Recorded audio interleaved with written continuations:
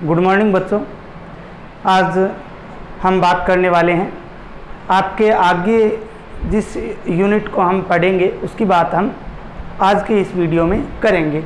उससे पहले जो हमने अभी तक पढ़ा है उसके बारे में जानेंगे कि हमने क्या पढ़ा है। आपकी किताब biology class 12 class 12 biology,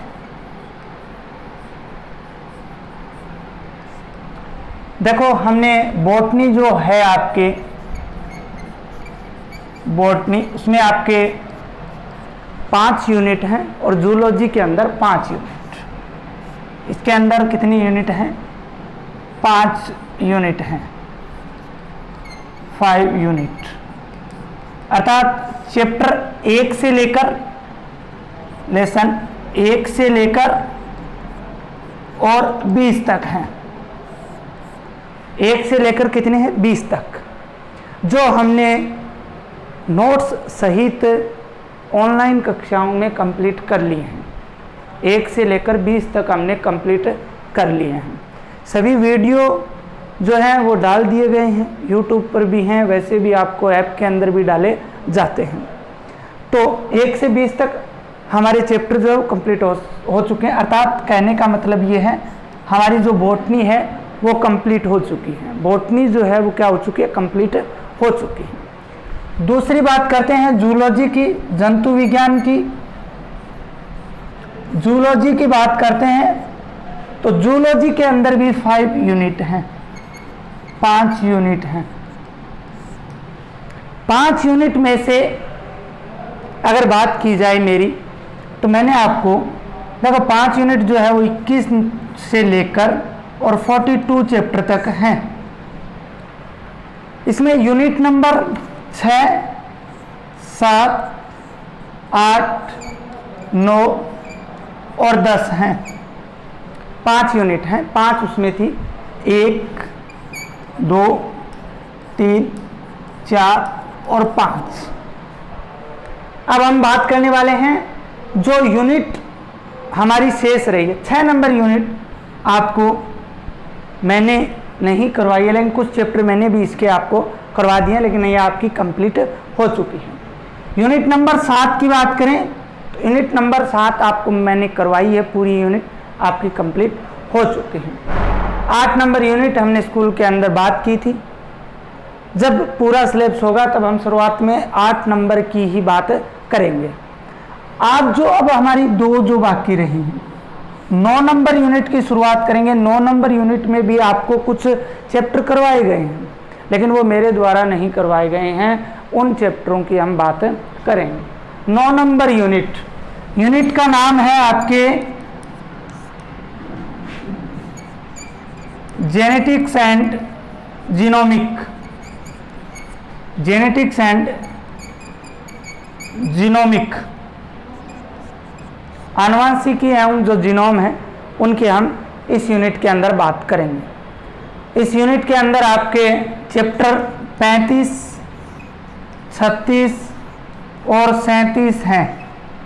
9 number unit के अंदर आपके 35 नंबर चैप्टर, 36 नंबर चैप्टर और 37 नंबर चैप्टर हैं।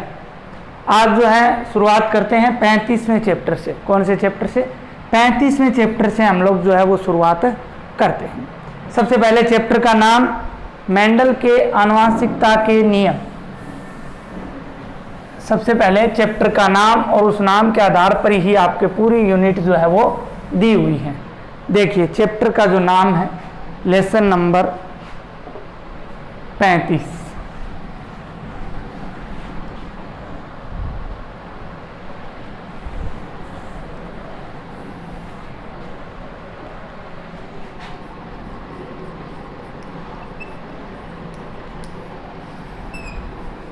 इसका नाम है मेंडल के आनुवंशिकता के नियम। मेंडल के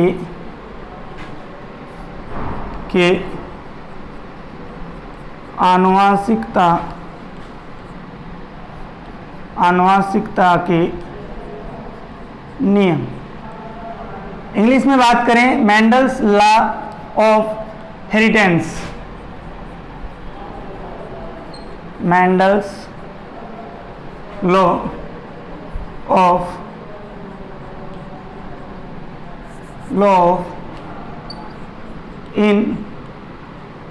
इनहेरिटेंस। यह आपके चैप्टर का नाम है 35 नंबर। सबसे पहले चैप्टर के नाम में दिया हुआ है उसको हम विस्तार से समझने की कोशिश करेंगे। उससे पहले 2-4 बातें और आपको बताता हूं। ये जो चैप्टर है आप क्लास 10 के अंदर पढ़ के आए हो। क्लास 10 के अंदर आपने 3 नंबर चैप्टर पढ़ा है, लगभग पूरा वही चैप्टर है। 2-4 बातें इसके अंदर नहीं लगाई हुई हैं, वो मैं आपको बताऊंगा।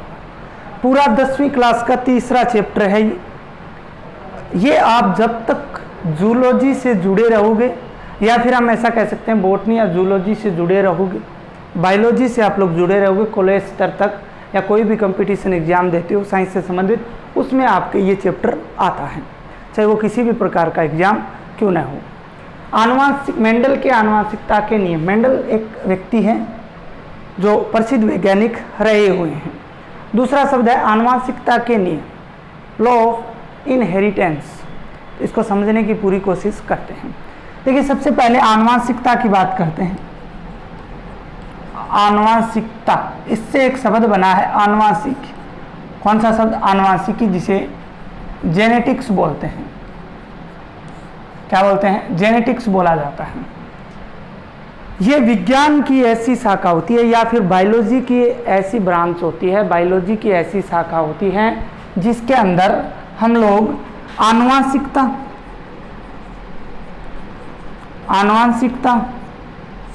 जिसे आप हेरेडिटी बोल सकते हो, आनुवांशिकता तथा विभिन्नताओं का अध्ययन करते हैं, वेरिएशंस तथा विभिन्नताओं का अध्ययन करते हैं। उस शाखा को क्या कहा जाता है? आनुवांशिकी कहा जाता है, जेनेटिक्स कहा जाता है। एक वैज्ञानिक था जिसका नाम था विलियम बेटसन। William Bateson. इन्होंने 1905 के अंदर 1905 में यह जेनेटिक शब्द दिया था। क्या दिया था? यह आनुवांशिकी या जेनेटिक शब्द दिया था, जो ग्रीक भाषा से बना हुआ है। ग्रीक भाषा के जीन शब्द से बना है। किससे बना है? ग्रीक भाषा के जीन शब्द से। इसके अगर हम बात करें, अर्थ की बात करते हैं कि इसका अर्थ क्या होता है, तो अर्थ होता है टू बिकम या टू ग्रो, होने से या वृद्धि करने से। टू बिकम या फिर बोल सकते हो टू ग्रो, वृद्धि करने से या कोई कार्य होने से। इस ग्रीक भाषा का शब्द है जिसका अर्थ क्या था? टू बिकम या फिर टू ग्रो। 1905 में विलियम बेटसन ने ये नाम जो है वो दिया था। आनुवांशिकी की मैंने आपको परिभाषा बता दी।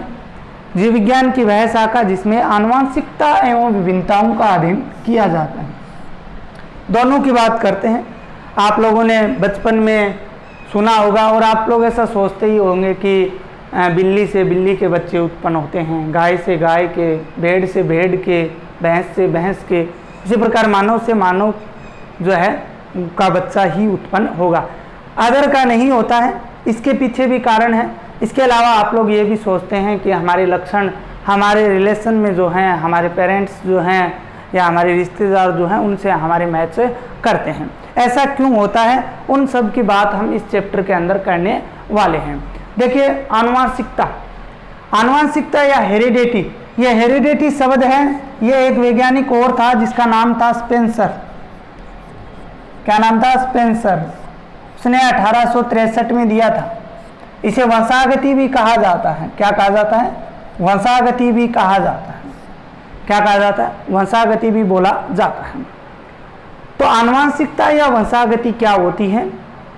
एक पीढ़ी से दूसरे पीढ़ी में जाने वाले लक्षण की जो क्रिया होती है उसे आनुवांशिकता कहते हैं। एक पीढ़ी से दूसरी पीढ़ी में आनुवांशिक लक्षण जाते हैं। क्या जाते हैं? आनुवांशिक लक्षण जाते हैं।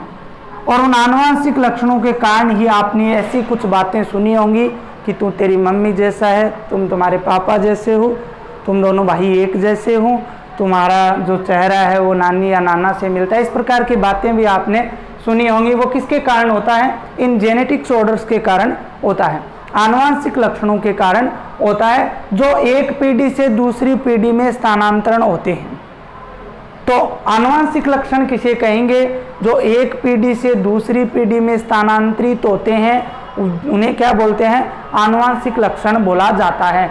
और आनुवांशिक लक्षणों का एक पीढ़ी से दूसरी पीढ़ी में स्थानांतरण होने की जो क्रिया है उस क्रिया को आनुवांशिकता कहते हैं। दूसरा शब्द है वेरिएशंस, विभिन्नताएं, मतलब जो इन आनुवांशिक लक्षणों के कारण जीवों के अंदर विभिन्नताएं पाई जाती हैं। एक क्रॉसिंग ओवर शब्द और आता है जीन विनिमय, जो जब सेल डिवीजन होता है उसके अंदर जीन विनिमय या क्रॉसिंग ओवर की क्रिया होती है, जिसके कारण जितने भी जीव हैं वो एक जैसे नहीं हैं, किसी ना किसी प्रकार से उनमें डिफरेंस जो है वो पाया जाता है। उनको उनके अंदर क्या है? वेरिएशंस जो हैं वो पाए जाते हैं। इसे क्या बोला जाता है? विभिन्नताएं बोला जाता है। ये मुख्य बातें थी। इसके अलावा आनुवांशिकी जो है इस विज्ञान या इसके अध्ययन का प्रारंभ, या इनकी जो हम बात करें आनुवांशिकी का प्रारंभ जो है वो सन 1900 से माना जाता है। कब से माना जाता है? सन 1900 में, क्योंकि आनुवांशिकता के जो नियम दिए गए थे उन नियमों की सन 1900 में रिकवरी हुई थी या रीडिस्कवरी हुई थी, अर्थात पुनर्खोज हुई थी। पुनर्खोज किसने की थी उसकी भी हम बात करेंगे, लेकिन उससे पहले हम इस मेंडल शब्द को समझते हैं कि ये जो मेंडल शब्द दिया हुआ है ये क्या होता है। मेंडल एक वैज्ञानिक था और उसने आनुवांशिकता के नियम दिए थे। उसने क्या दिए थे? आनुवांशिकता के लॉ ऑफ इनहेरिटेंस दिए थे। इसलिए मेंडल को आनुवांशिकी का जनक भी कहा जाता है, father of genetics. Father of genetics कहा जाता है। क्या कहा जाता है? फादर ऑफ जेनेटिक्स बोला जाता है, क्योंकि इन्होंने आनुवांशिकता के नियम दिए थे। तो ये वैज्ञानिक थे, इनके बारे में हमें जानना बहुत ज़रूरी है कि इनका जीवन परिचय क्या होता है। तो हम बात करते हैं इनके जीवन परिचय की कि कहाँ के थे, कब इनका जन्म हुआ, उन सब की हम बात कर लेते हैं। देखिए तो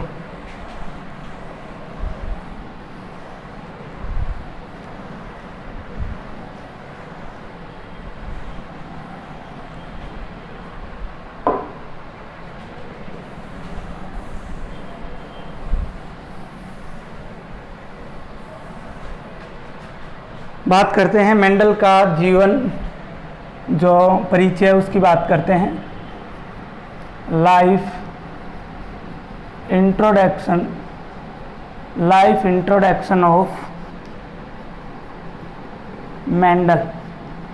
लाइफ इंट्रोडक्शन ऑफ मेंडल। सबसे पहले लाइफ इंट्रोडक्शन के अंदर बात करें तो इनके पूरे नाम की बात करते हैं। तो इनका पूरा नाम जो होता है वो होता है ग्रेगर जॉन मेंडल। पूरा नाम क्या होता है? Gregor John Mendel. इनका जन्म जो है वो 22 जुलाई 1822 के अंदर हुआ था, अर्थात 22 जुलाई 1822 को हुआ था। इनका जन्म जो है वो एक माली परिवार के घर हुआ था। किसके घर हुआ था? माली परिवार के घर हुआ था। इनके जन्म की अगर बात करें तो देखिए क्लास 10th के अंदर भी आप लोग पढ़ के आए हो, वहाँ पे कुछ डिफरेंस दिया हुआ है और यहाँ पे कुछ और दिया हुआ है, तो आपको कंफ्यूज नहीं होना, मैं आपको पूरा बता देता हूँ। क्लास 10 में ये दिया था इनका जो जन्म है वो ऑस्ट्रिया के हेजेंड्रा प्रांत के एक छोटे से गांव सिलिसियन में हुआ था। एक छोटे से गांव सिलिसियन में हुआ था। लेकिन प्यारे बच्चों ये 10वीं क्लास के अंदर दिया हुआ था। क्लास 12 की अगर बात करें तो आपके दिया हुआ है इनका जन्म जो है वो मोराविया गांव में हुआ है। मोराविया गांव जो वर्तमान में चेकोस्लोवाकिया के अंदर पड़ता है। कहाँ पड़ता है? चेकोस्लोवाकिया के अंदर पड़ता है मोराविया गांव, वहां इनका जन्म 22 जुलाई 1822 को एक माली परिवार के घर हुआ था। 10वीं क्लास में आपके ऑस्ट्रिया के हेजेंडा प्रांत के सिलिसियन गांव में हुआ था। ज़्यादा अंतर नहीं है, थोड़ा बहुत इनके अंदर अंतर है, दोनों आप याद रख सकते हो। इसके बाद अगर बात करें, इन्होंने 20 साल की उम्र में अर्थात 1842 को, 20 साल की उम्र में अर्थात 1842 को इन्होंने द्विवर्षीय डिप्लोमा किया था दर्शन शास्त्र में, अर्थात फिलोसॉफी जो होती है दर्शन शास्त्र, उसमें इन्होंने क्या किया था, अपनी जो डिग्री है वो प्राप्त की थी। कब? 1842 में। 1842 में डिग्री प्राप्त करने के बाद में अगर इनकी बात करें तो ये 1843 के अंदर अपने जिस शहर के थे, ब्रून शहर पास पड़ता था इनके, इस ब्रून शहर में एक चर्च था और उस चर्च के अंदर जो धार्मिक मठ होते हैं उनके लिए ये पादरी बन गए थे, अर्थात चर्च के अंदर फादर जिसे बोला जाता है वो बन गए थे। कहाँ? ब्रून शहर में। कब? 1843 को। कब बन गए थे? 1843 को। तो ये ब्रून शहर है, ये यहीं पड़ता है, चेकोस्लोवाकिया के अंदर ये पड़ता है। इसके बाद अगर बात करें तो यहाँ पर इन्हें ग्रेगर की उपाधि दी गई थी। चर्च के अंदर किसकी उपाधि दी गई थी? ग्रेगर। तो इनका नाम क्या पड़ गया फिर? ग्रेगर जॉन मेंडल नाम इनका पड़ा था। इसके बाद अगर हम बात करें तो 1851 के अंदर, कब? 1851 में। 1851 में ये वियना चले गए थे, शहर का नाम है वियना। वहाँ पे वियना विश्वविद्यालय था, वियना विश्वविद्यालय।